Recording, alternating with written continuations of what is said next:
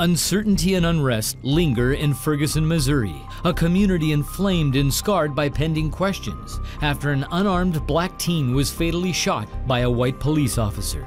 All of a sudden, you're thrust into something that you wouldn't have volunteered for.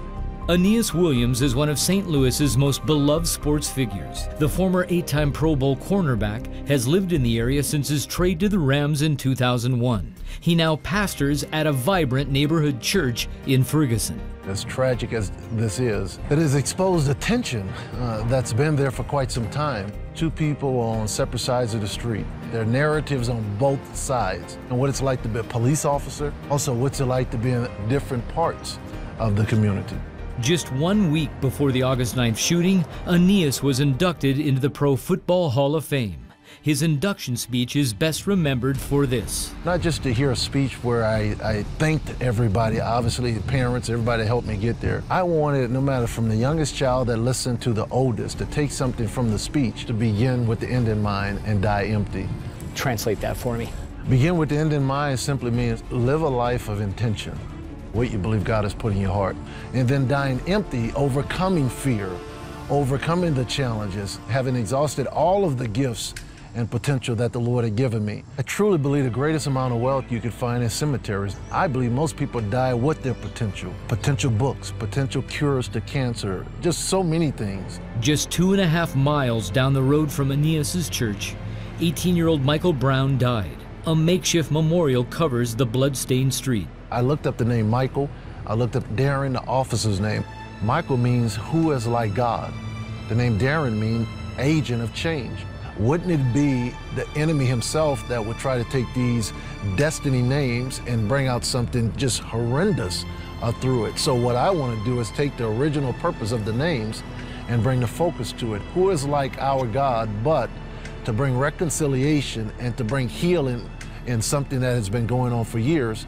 And who is like our God except to allow any one of us that decide to be agents of good to bring about good in the midst of something bad.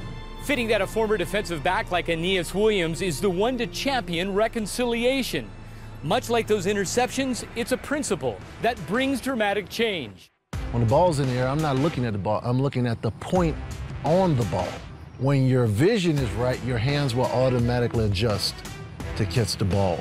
In terms of the hands and feet of Christ, the hands and feet of Christ I found in my own life are always right when my vision is right.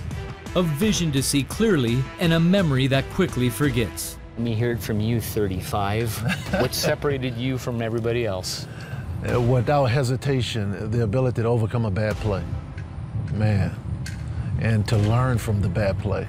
And why that fits in this moment, so many people, Tom, I meet, they talk about things that happened 15 years ago, negative in their life, as if it just happened.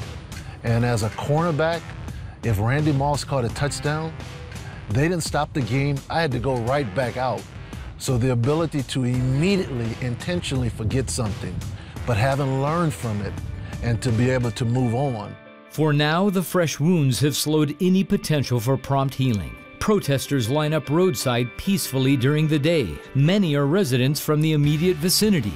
But at night, the North St. Louis suburb draws confrontational agitators who trash streets and businesses, using Ferguson as a stage to aggressively vent their resentment. Well, that's one of the things I learned in football. You have to be able to divorce yourself of emotions. Not that emotions are not real, but be able to bring your emotions in and go after an accomplishable goal. Because God has given us the responsibility to solve these issues. And part of that reconciliation is getting the police officer, the mayor, getting all the parties that be in a calm environment and share independently what are the practical experiences and challenges from all sides.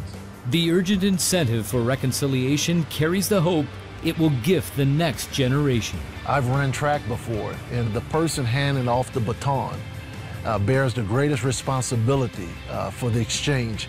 They're not to let go of the baton until the next runner has it firmly in place. We're not going to pass this baton off the same way we got it. Let's do what we need to do, have the difficult conversations so we can find a resolve, a reconciliation, and then get this thing right and then pass it on to this next generation. You have to learn to reconcile with yourself? That is reconciliation, the ability to look at and own it. When you look at the film, you look at the play, there are no excuses. If you see it and didn't go right and you were the responsible party, the great ones that I found, you owned it. When I think about what Christ did with the ministry of reconciliation, he's called us as believers to be ambassadors. And ambassadors go in with a mission, not to take sides, but to reconcile differing parties together.